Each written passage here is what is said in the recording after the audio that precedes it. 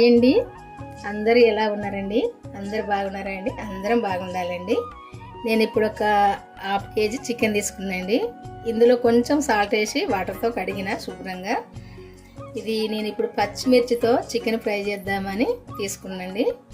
ఇందులోకి ఏమేమి కావాలో చూపిస్తానండి. పచ్చిమిర్చి ఒక 8 తీసుకున్నానండి. పచ్చిమిర్చి ఇవి కొంచెం కారంగానే ఉన్నాయి, అందుకే 8 తీసుకున్నా. ఇంకా కొంచెం కారం తక్కువ ఉంటే ఇంకా 2 అయినా వేసుకోవచ్చు.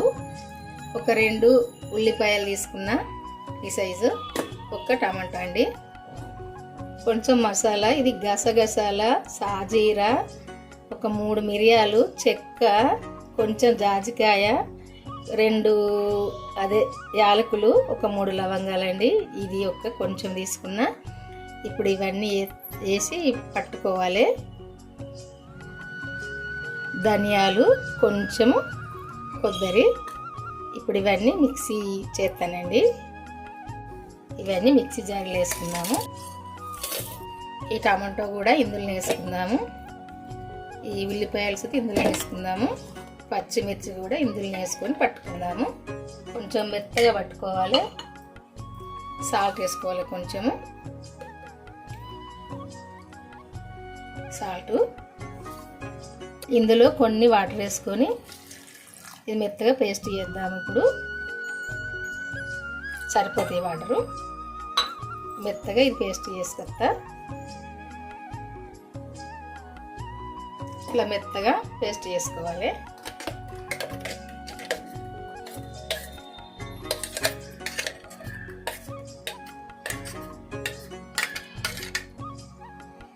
½ కేజీ చికెన్ కదండి, ఈ స్పూన్ తోటి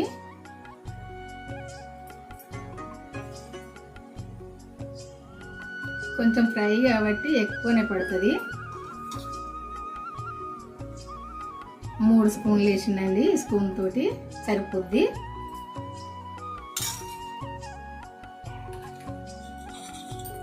కొంచెం ఉల్లిపాయ,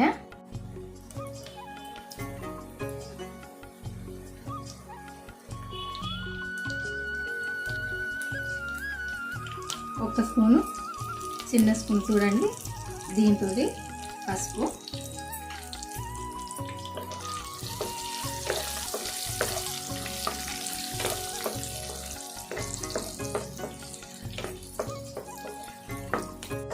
చూడండి ఉల్లిపాయ ఈ కలర్ రావాలి వేగటానికి.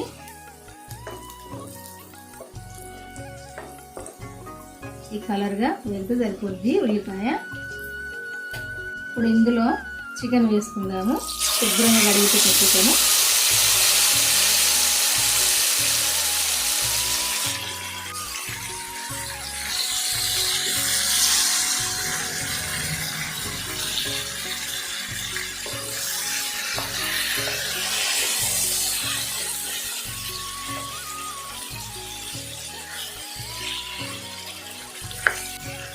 కలుపుకోవాలి ఇలా.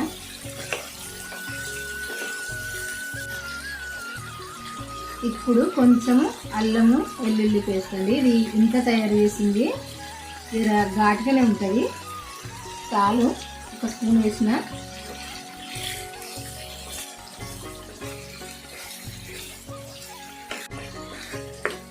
ఈ అల్లము వెల్లుల్లి పేస్ట్ కలిసేటట్టు కలుపుకోవాలి. ఈ పీసులకు పట్టేటట్టు కొద్దిసేపు మూత పెట్టేసుకుందాము.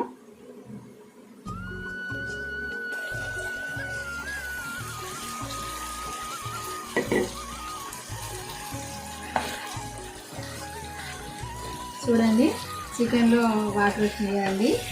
కొంచెం స్టవ్ మధ్య రకం పెట్టుకోవాలి. మరీ తక్కువ కాదు, మరీ ఎక్కువ కాకుండా మధ్య రకం పెట్టుకొని కొంచెం ఈ వాటర్ అన్నీ ఈ చికెన్కి పట్టాలి, పీసులకు కలుపుకోవాలి.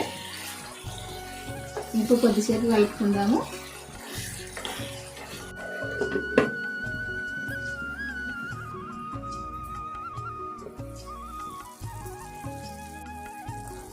చూడండి వాటర్ అన్నీ ఈ చికెన్ పీసులకు పట్టింది కదా.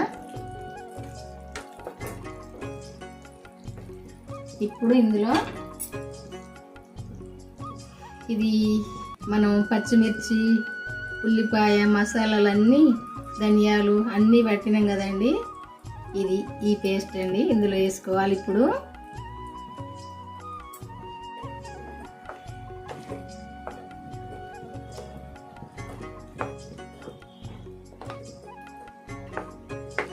కొంచెం స్టవ్ సిమ్లో పెట్టుకోవాలి, ఎందుకంటే మాడిపోద్ది చికెను. ఇదంతా ఈ పీసులకు బట్టి ఇది చికెన్ ఉడకాలి, అందుకే కొద్దిగా సిమ్లో పెట్టుకుని ఉడికించుకోవాలి చికెను. ఇప్పుడు మూత పెట్టేసుకుందాము.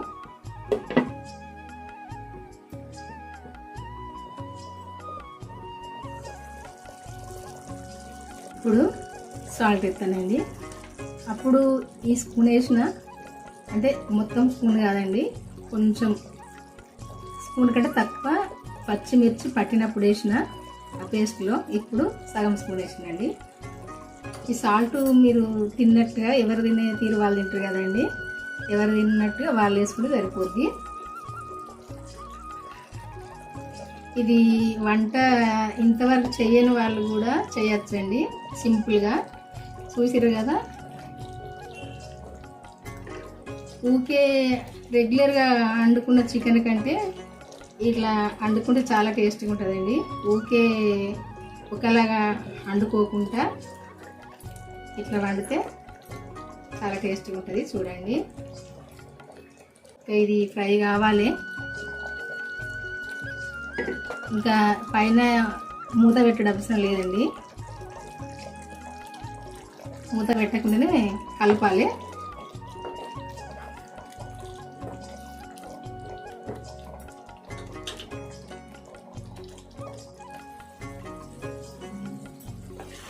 చూడండి, చికెన్ దాదాపు ఫ్రై అయినట్టండి.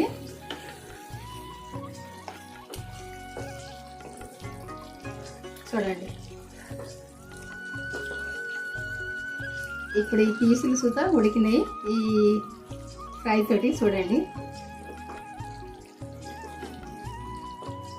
చూపిస్తానండి. ఇది ఏంటంటే ఇది కదండి, మెత్తడి పీసు కదా అది, ఉడికింది చూడండి. ఇప్పుడు ఇందులో కొంచెం చికెన్ మసాలా, కొత్తిమీర వేసుకుందామండి. కొత్తిమీర నేను కొంచెం ఎందులో అయినా ఎక్కువనే వేస్తా, ఎందుకంటే చర్మం ముడతలు రాదు కొత్తిమీర ఎక్కువ వాడితే. అందుకే నేను ఇంట్లో లేకుంటే టైంకు ఏమో కానీ దాదాపు ఇంట్లో ఎప్పటికి ఉంటుంది. నేను ఎందులోనైనా ఏ కర్రీ వండినా వేస్తా ఎక్కువనే.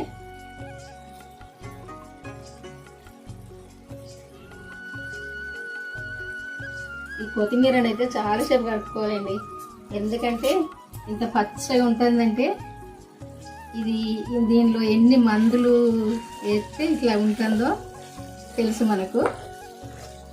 పైన మందులు కొట్టడం, కింద మందులు వేయడం అయితేనే ఇట్లా ఉంటుంది.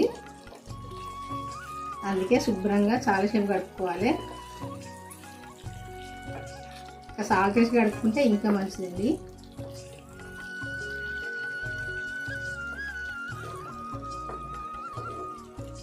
చూడండి, చికెన్ ఫ్రై అయితే అయిపోయిందండి పచ్చిమిర్చితో.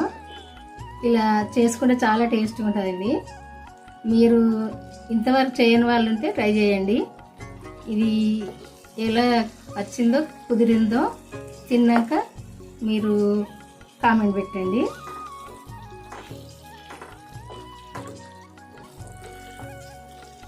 చూడండి, అయిపోయిందండి దాదాపు. స్టవ్ ఆపేస్తా, చికెను మూత పెట్టేసుకుందాం. ఇంకా అయిపోయిందండి.